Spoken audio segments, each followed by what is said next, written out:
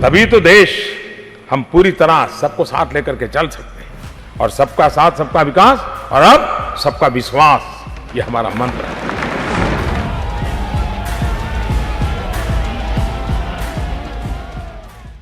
नमस्कार।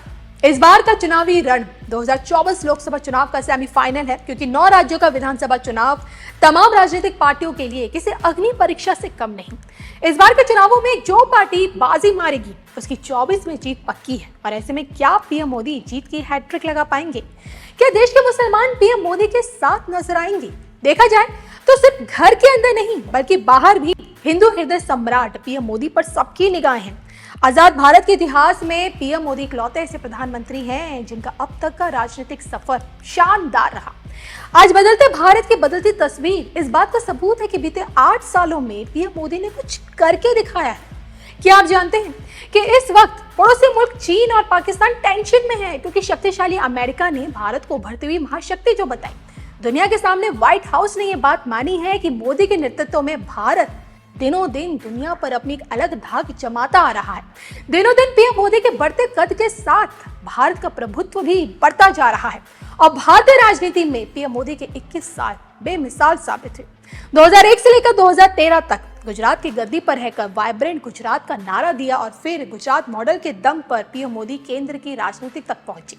फिर जैसे ही बतौर प्रधानमंत्री नरेंद्र मोदी ने केंद्र की सत्ता संभाली, 14 में एक नए भारत का जन्म हुआ। इन 8 सालों में दुनिया ने पीएम मोदी को 370 और 3 तलाक जैसे कड़े फैसले लेते हुए देखा। और इन 8 सालों में आतंक के विरुद्ध, आतंक के खिलाफ मोदी को लड़ते हुए भी देखा। और इन 8 सालों में पीएम मोदी के नेतृत्व में भारत की तरक्की देखी। और इन 8 सालों में पीएम मोदी के हाथों हिंदू मंदिरों का जीर्णोद्धार भी होता दिखा। इन 8 सालों में पीएम मोदी पर मुसलमानों को भरोसा करते हुए भी देखा गया है। और ऐसे में 24 का किंग क्या पीएम मोदी बनेंगे?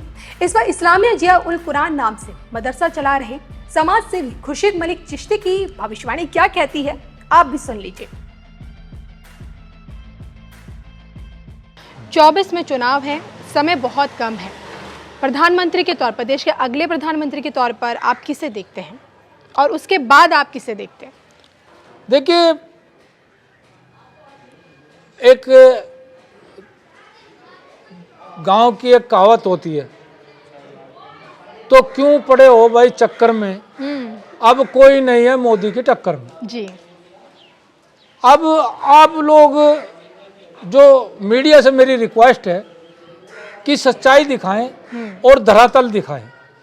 जितने काम मोदी जी ने देश की 140 करोड़ जनता के लिए किए, इतने आने वाले भविष्य में प्रधानमंत्री नरेंद्र मोदी से अलग और या कोई पहले कर नहीं पाया। जो 70 साल तक वो कहते थे कि हम हैं और हम ही हैं खुदा, वो कहाँ गए? वो खत्म। देखिए, सच्चाई के सामने आप अंधकार का तूफान थोड़ी देर आता है, उसके बाद फिर छट जाता है, बादल छट जाते हैं तो फिर सूर्य निकलता है, फिर प्रकाश छा जाता है।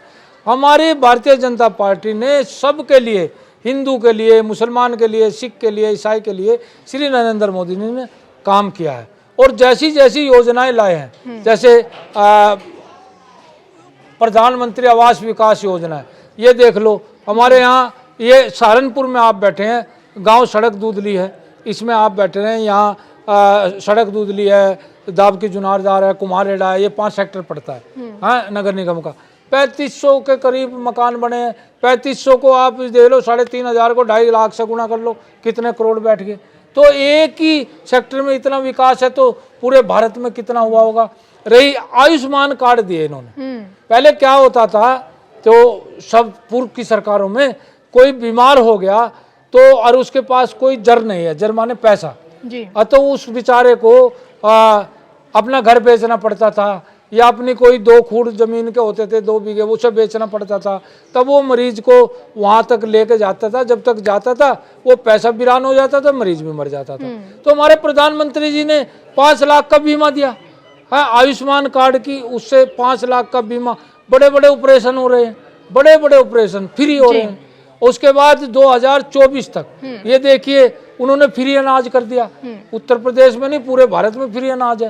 ये देख कितनी बड़ी आपदा आई, कितनी बड़ी आपदा आई। उस आपदा में बीजेपी का कार्यकर्ता, आरएसएस का कार्यकर्ता, एक एक लोग, वो सब बच्चा बच्चा वहाँ था। ये लोग कहाँ थे? ये लोग तो सब एसी में बड़े बैठे थे, कोई भी बाहर नहीं था। आज मिंडक की तरह चुनाव आ गया, बोल रहे हैं टर।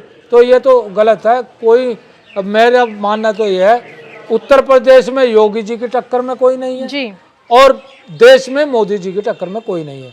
2024 में जितनी इन्होंने योजनाएं चलाई, हजारों लाखों योजना, आप ये देखिए, मुस्लिम महिलाओं के लिए 3 तलाक किया है, 3 तलाक की कितनी बड़ी सुविधा दी। तो आज हमारी माताएं बहनें सारी सुरक्षित हैं। हमारी माताएं बहनें उत्तर प्रदेश में कभी दिन में भी बाहर नहीं निकलती थी। स्कूल में जो है माताएं बहनें डरते थी जाते हुए, पेरेंट्स जाते हुए जो है घबराते थे, भाई हमारी बच्ची को कुछ ना हो जाए। आज खुले जाती है।